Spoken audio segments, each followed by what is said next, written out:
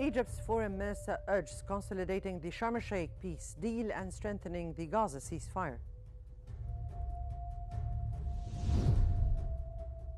Egypt's foreign minister discusses Gaza reconstruction conference preparations, urging broad support.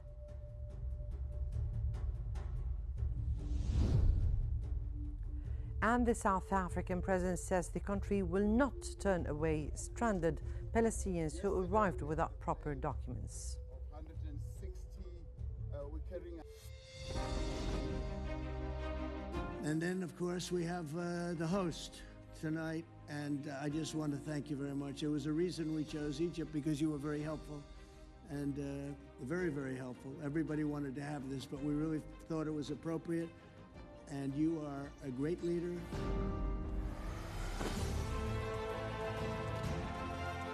And he's a fantastic man and a fantastic general, by the way. But he's a great, great president, and I want to thank Egypt and all of your representatives for treating us all so well. Thank you very much. The news in detail.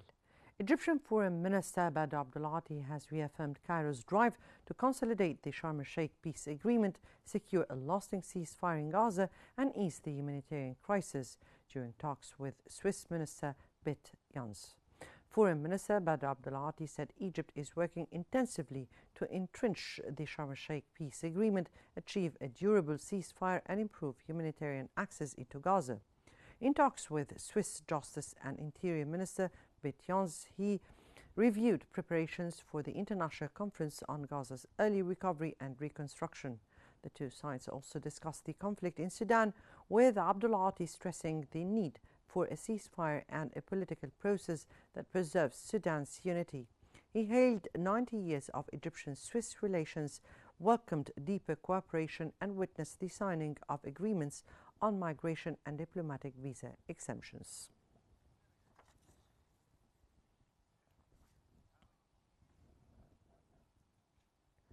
Egypt and Pakistan say any new UN Security Council resolution on Gaza must end the war and pave the way for a just peace that guarantees Palestinian self-determination and statehood.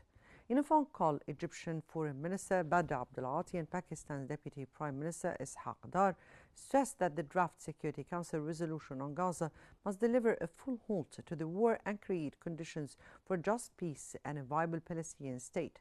The two officials welcomed growing bilateral ties and pledged to deepen cooperation. They reviewed developments in Gaza, the Sharm el-Sheikh peace plan, and Egypt's preparations for the reconstruction conference, while reaffirming their shared commitment to regional stability and Palestinian rights.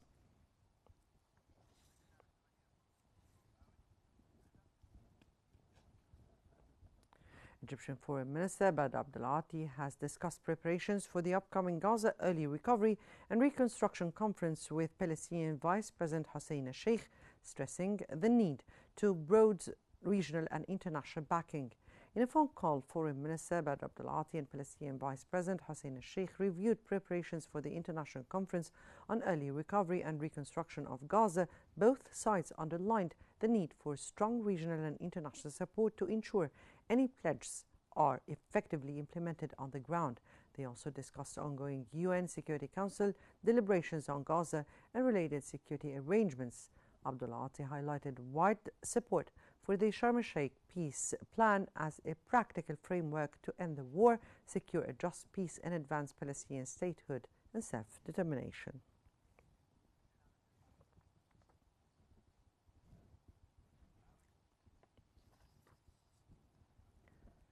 The Palestinian presidency is urging international pressure on Israel to allow temporary housing and tents into Gaza, warning that worn-out shelters no longer protect displaced families from harsh winter weather. The Palestinian presidency has called for urgent international action to press Israel to approve the immediate entry of temporary housing units and new tents into Gaza. It warned that most remaining tents are torn and offer no real protection from heavy rain and cold conditions. The presidency urged the removal of Israeli restrictions that are preventing the Palestinian government from delivering mobile homes, shelter equipment, and adequate humanitarian relief, stressing that Safeguarding civilians require proper weather resistance accommodation, not makeshift structures on the verge of collapse.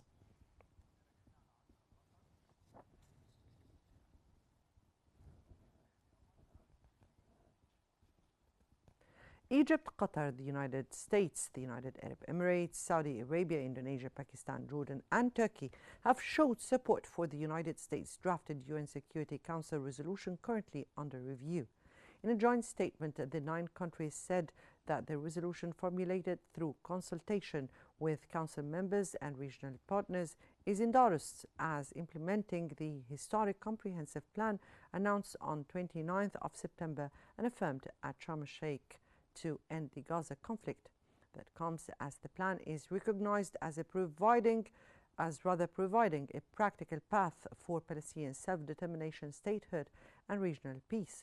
The statement added that prompt adoption of the resolution is anticipated.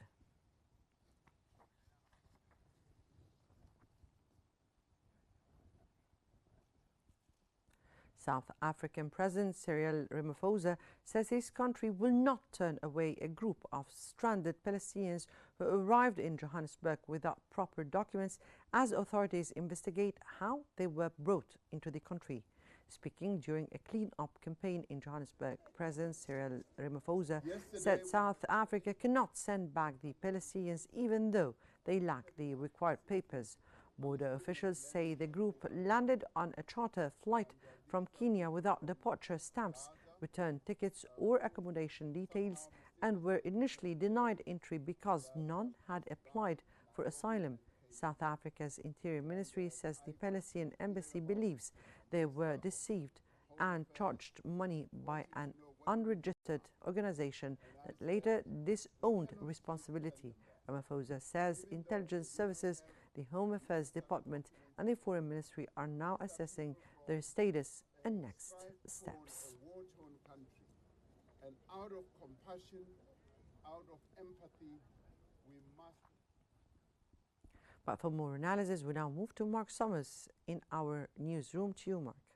Thank you very much, Mona. Yes, so we're now joined from Cairo by the editor-in-chief of Al Shorouk newspaper, Ahmed Eldin Hussein. Thank you very much for being here with us on Qnews. So what would you say are the goals of the forthcoming international conference on Gaza's early recovery and reconstruction, and how is Egypt striving to secure substantial political support from the international community? Peace be upon all of you. And naturally, the key goals of the conference is included in the title, which is early recovery and reconstruction. We know what Gaza has endured of carnage attack in the modern era, so it aims at reconstructing what was destroyed by the occupation. The conference, Egypt is seeking it for a long time now, and it will be and was set to be held upon the ceasefire agreement in November, and there is Egyptian communication to gather the consensus of the largest funds and largest participation of countries.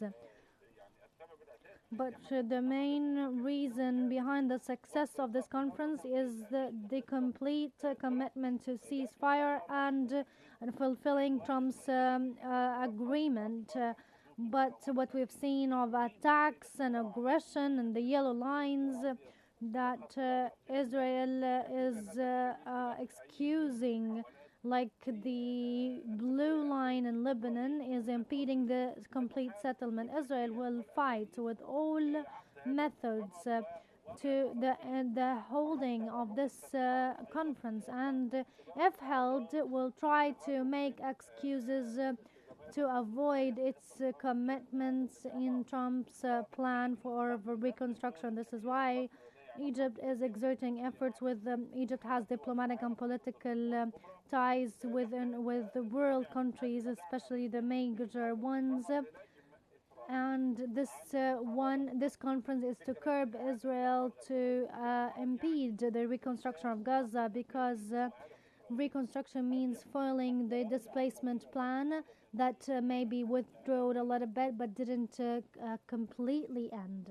Well, given what you say there about Israel, how practical is the Sharm el-Sheikh peace initiative as a framework for promoting Palestinian statehood and the right to self-determination?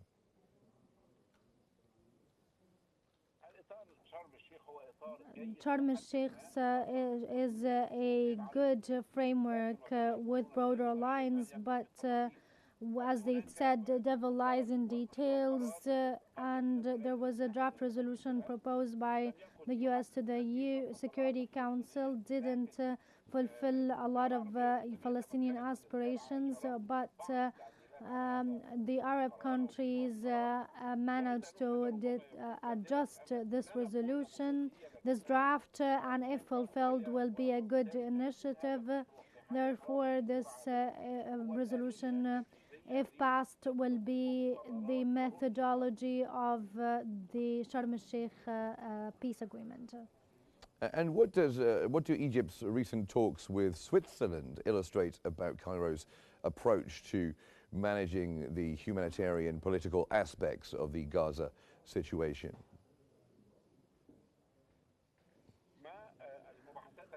The deliberations today between the foreign minister and his Switzerland counterpart and the phone call with the Palestinian Authority between Badr Abdel Ati and the Sisi always aims at securing the largest attendance of acting effective countries in the conference, to have international consensus on this methodology and funds, and pressure Israel to impede this stability, this relative stability. Yes, and we've been hearing in our bulletin that the Palestinian leadership has been highlighting an urgent shelter crisis. Of course, we've had rains in Gaza, and they are only going to get worse in these winter months. What can be done to persuade Israel to permit the entry of this temporary housing the Palestinians are calling for, and essential humanitarian aid into Gaza? There is no real guarantor to force Israel or convince Israel. If it was about convincing, Israel wouldn't have attacked or launched all of these attacks and killing women and children, but it's impeding the entrance of aid, and it focuses on 2 points. First of all, completing the terms of the agreement and the continuity of the coordination between the Arab and Islamic countries. Israel, we do not bet on convincing it. Their plan is to displace and liquidate the Palestinian cause, as what they are doing of atrocities in the West Bank. And of course, there are ongoing discussions at the UN Security Council. What diplomatic areas and avenues remain available to Egypt to ensure that international commitments are effectively implemented to benefit the civilians on the ground?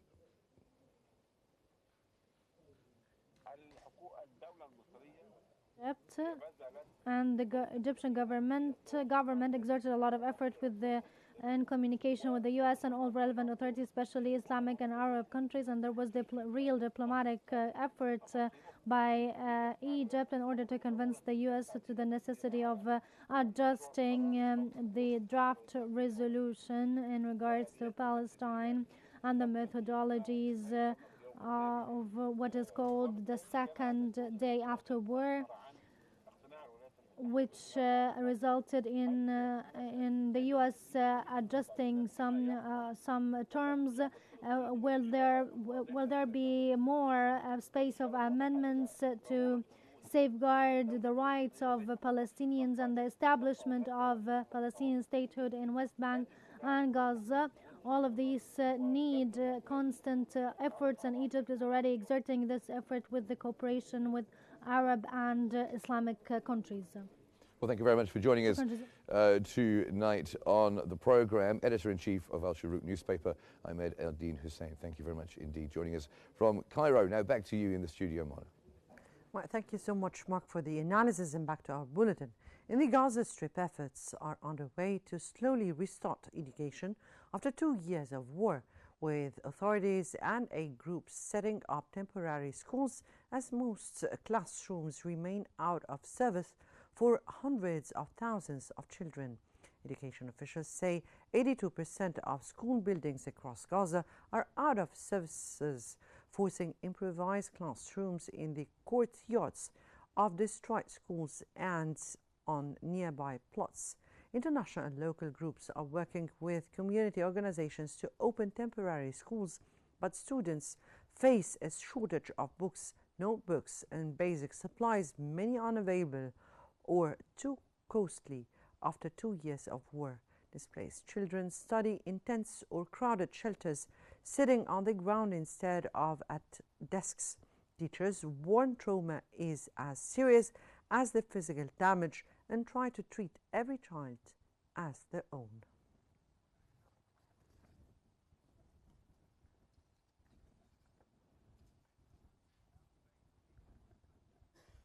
In Gaza City, heavy rains have flooded makeshift tents, sheltering displaced families, soaking their bedding and belongings, as the United Nations warn that hundreds of shelters across the Strip have been inundated, leaving thousands exposed to harsh winter weather. Heavy rain sent water pouring into flimsy tents, sheltering displaced families in Gaza City, soaking bedding and belongings they have left. At the United Nations spokesperson Stefan Dujarric said hundreds of tents and makeshift shelters were flooded across Gaza and warned that thousands of families may now be exposed to harsh weather and health risks. He said UN partners are working to reinforce shelters and respond to further storms. Displaced residents described standing all night to avoid the water and asked what would happen if the downpour had lasted for hours. The flooding comes on top of 2 years of Israeli bombardment that left areas in ruins and killed some 68,000 people, according to Gaza health authorities. Our humanitarian colleagues report from there that sadly hundreds of tents and makeshift shelters. Now we shift to Lebanon, where unity calls meet fresh disputes over the blue line and the ballot rules.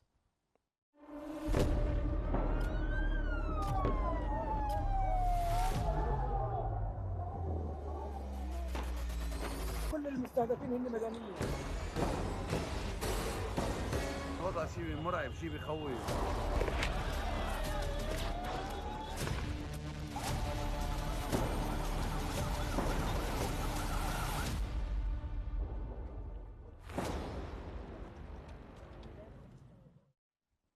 Lebanese Speaker Abyei has renewed his call for national unity as the only way to confront Israel and protect Lebanon, warning that international divisions and weakening the country amid tensions in the south and disputes over the electoral law.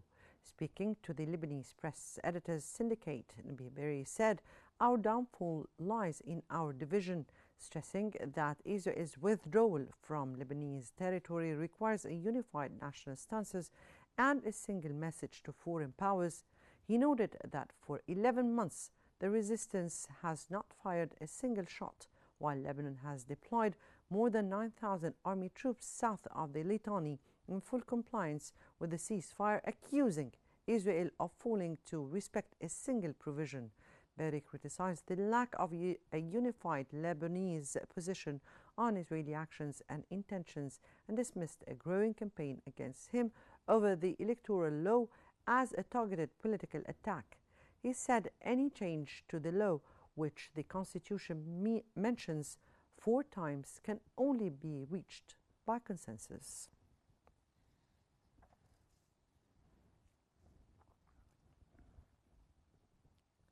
The United Nations says a concrete wall built by the Israeli military crosses the blue line along the Lebanon border, blocking access to Lebanese land and violating Security Council Resolution 1701.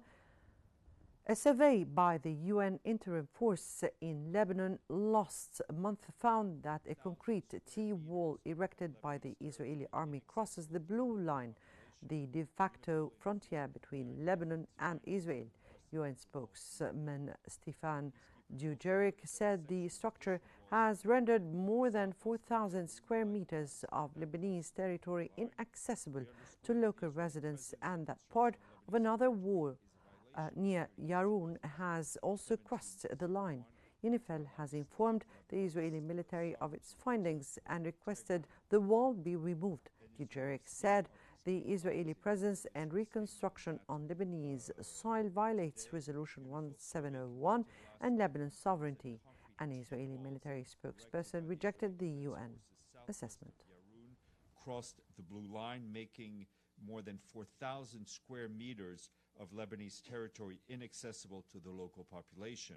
UNIFIL informed the IDF of its findings and moving on to Syria, where authorities say a woman was injured in an explosion in Damascus' Mizda district after rockets were fired from a mobile launcher, vowing firm action against those behind the attack. A woman was wounded when rockets fired from a mobile launcher exploded in the Mizda area of the Syrian capital, Damascus.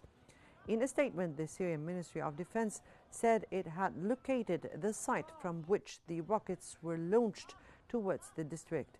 The ministry pledged to pursue those responsible and to take deterrent measures against anyone who tampers with the security of the capital and its residents.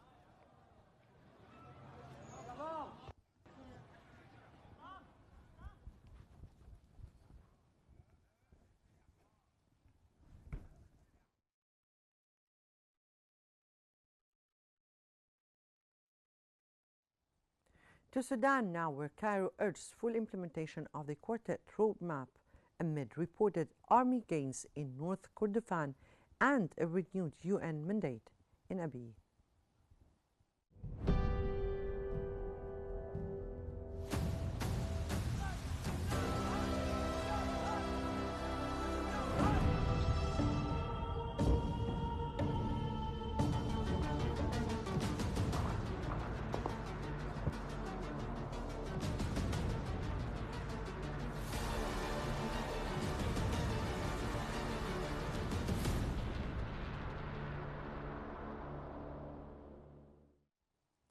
Egypt's Foreign Minister Abd Abdulati stressed the importance of fully implementing the Quartet statement on Sudan. During a phone call with U.S. Presidential Advisor Massad Boulos, Abdulati reiterated the importance of a ceasefire and creating the conditions necessary to launch a comprehensive political process that preserves Sudan's unity, sovereignty, and stability. He called for implementing the provisions of the Quartet statement, including achieving a comprehensive humanitarian truce as a prelude to launching a sustainable political process that ensures the unity of the Sudanese state and its national institutions.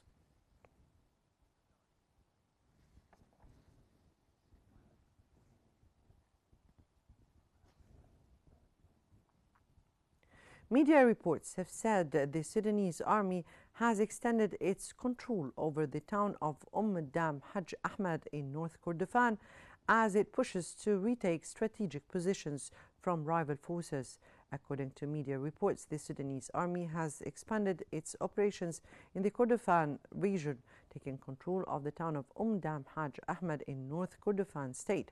The move is part of a wider campaign to recapture key locations from its opponents. Sources say the army is seeking to consolidate its gains in Kordofan as a staging ground for a possible advance towards Darfur, amid ongoing fighting that has devastated large parts of Sudan and displaced millions.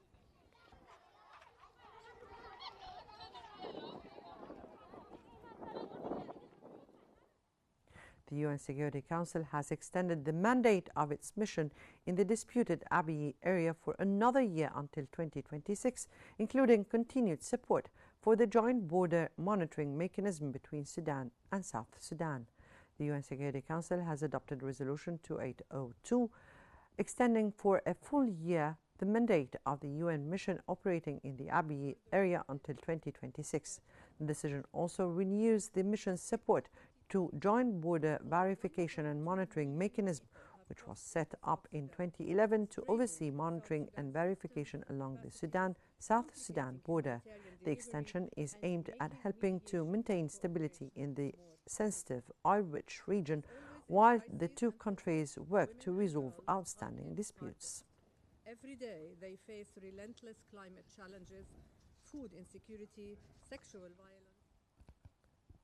Media official from the Darfur regional government, Aqad bin Kouni, confirmed that the Rapid Support Forces have committed numerous crimes in Al-Fasher.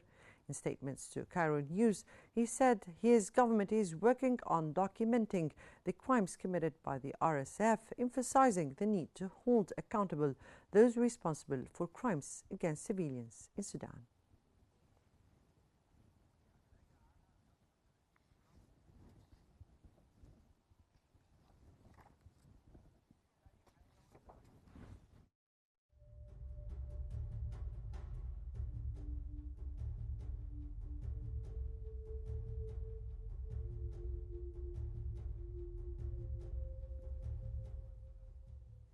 U.S. President Donald Trump says he plans to sue the BBC for up to $5 billion after the broadcaster apologized for a misleading edit of one of his speeches, but refused to pay damages.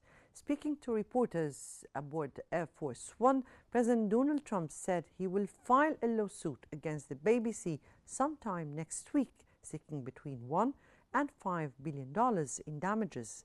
The move follows a BBC apology over a misleading edit of one of his speeches, which the corporation acknowledged but said did not warrant financial compensation. Trump accused the broadcaster of cheating and suggested legal action is necessary, escalating his long-running clashes with major international media outlets.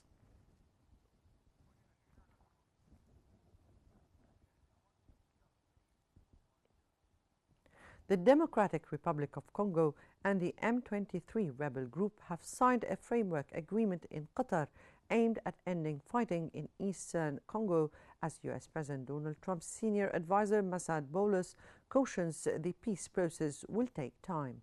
In a ceremony in Doha, representatives of the Congolese government and the M23 rebel group signed a framework agreement seen as a step towards a wider peace deal for eastern Congo.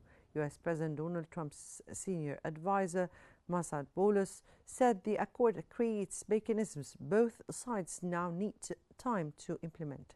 The deal follows months of M23 advances, including the seizure of Goma in January and further gains across North Kivu and South Kivu in operations Congo says were backed by Rwanda.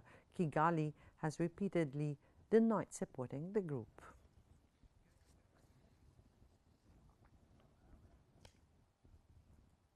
And at least 9 people have been killed and nearly 30 injured after confiscated explosives detonated at a police station in Indian-administered Kashmir, days after a deadly car blast in New Delhi. Police sources say a pile of confiscated explosives blew up late Friday at the Nogam police station in Indian-administered Kashmir, killing at least 9 people and injuring 29.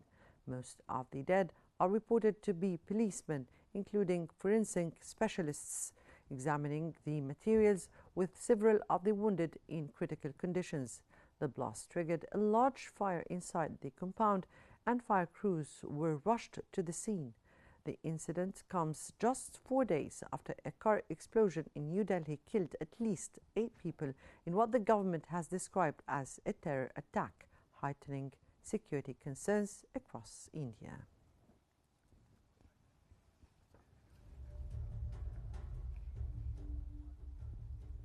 That brings us to the end of our news bulletin, but before we wrap up, here is a recap of the top stories making headlines this hour.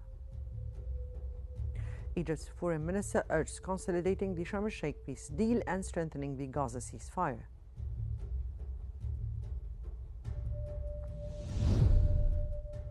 Egypt's foreign minister discusses Gaza reconstruction conference preparations, urging broad support.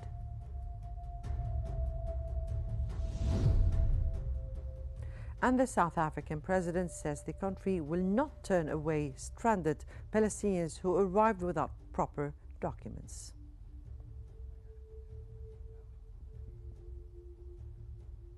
For more stories and live updates, follow Qnews on YouTube, Facebook, X, Instagram, and TikTok at Qnews EGY. From all of us here, many thanks for watching and good night.